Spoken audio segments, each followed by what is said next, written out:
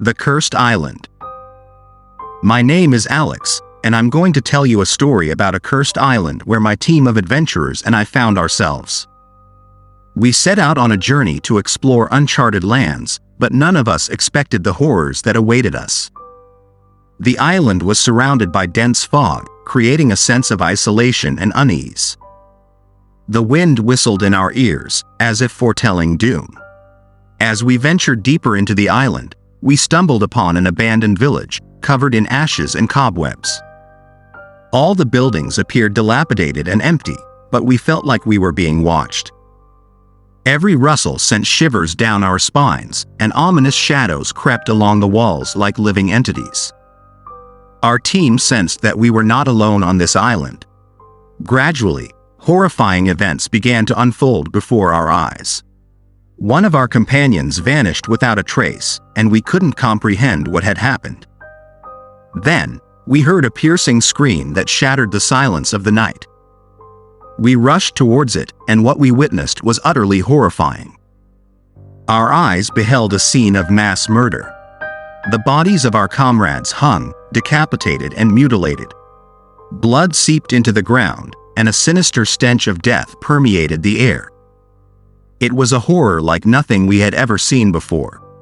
Our team tried to find a way off the island, but all our attempts were in vain. The more we moved, the stronger the island held us captive. We were prisoners of this place, destined to witness its horrors. One by one, we fell victim to the mysterious forces that surrounded us. Some succumbed to madness, while others simply vanished into thin air.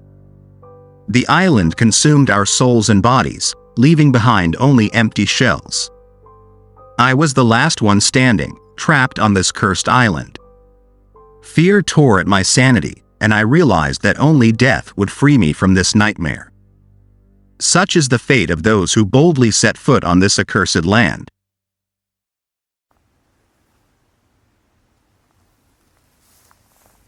Sleep tight.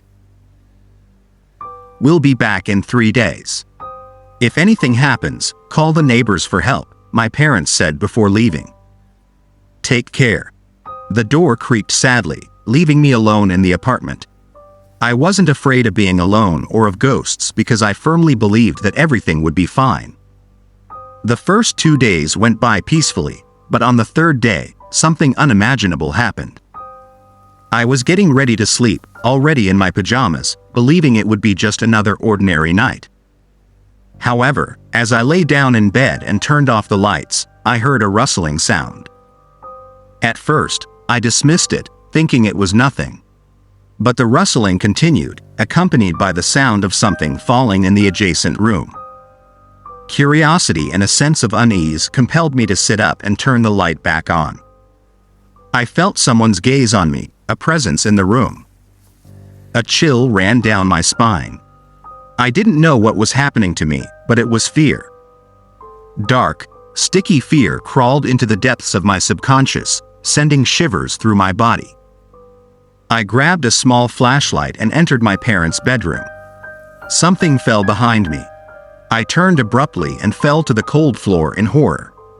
In the corner of the room, near the wardrobe, sat a small, tin-colored creature. Its eyes emitted a penetrating black light. It sat motionless, staring at me, and I stared back. No one knows how long this game of hide-and-seek lasted. Suddenly, it spread its black, hole-riddled wings and emitted an incomprehensible sound from its throat. It hissed with a terrifying voice. The sound resembled a mixture of milk gurgling in the throat and an attempt to sing an incoherent melody. Slowly, I began to move to the left, towards the light switch. The creature remained still, only watching me. As I reached the switch, I dropped the flashlight and quickly turned on the lights. The unknown creature, resembling a xenomorph, darted around the room and suddenly lunged at me. Scratching me with its sharp claws, it broke through the glass and, finding itself free, flew away. Screaming in fear and pain, I rushed to tend to my wounded hand. The cut wasn't deep, but it bled for quite some time. For the rest of the night, I slept peacefully. I never told my parents about the incident. I didn't want to, and besides, the wound healed within a few days. I never encountered any more creatures like that.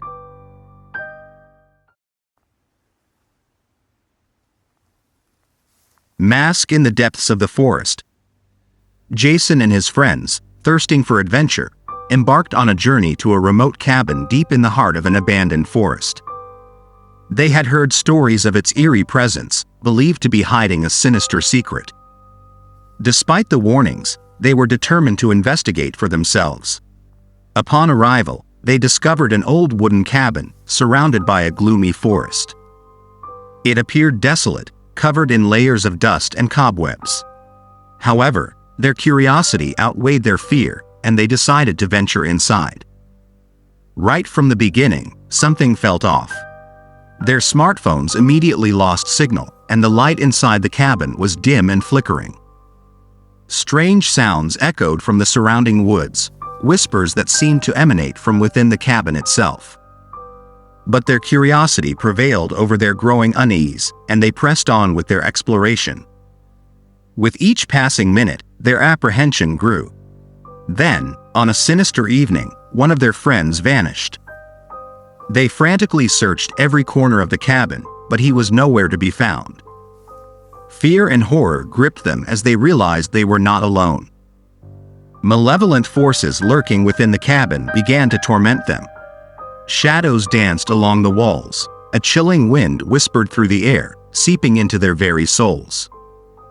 They heard faint footsteps, their names whispered on the wind. It was a nightmare from which they couldn't escape. They soon realized the cabin was cursed, a place where malevolent forces claimed their victims. They attempted to flee, but each time, their path led them back to the cabin, as if an invisible force refused to let them leave. They were trapped in this horrifying nightmare.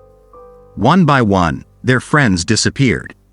Each time they thought they had found salvation, they found themselves back inside the cabin, confronted with even greater horrors. Only Jason remained.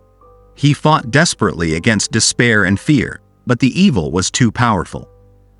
It consumed his mind, and he became a puppet of darkness. In the end, he became part of the dark curse that dwelled within the cabin.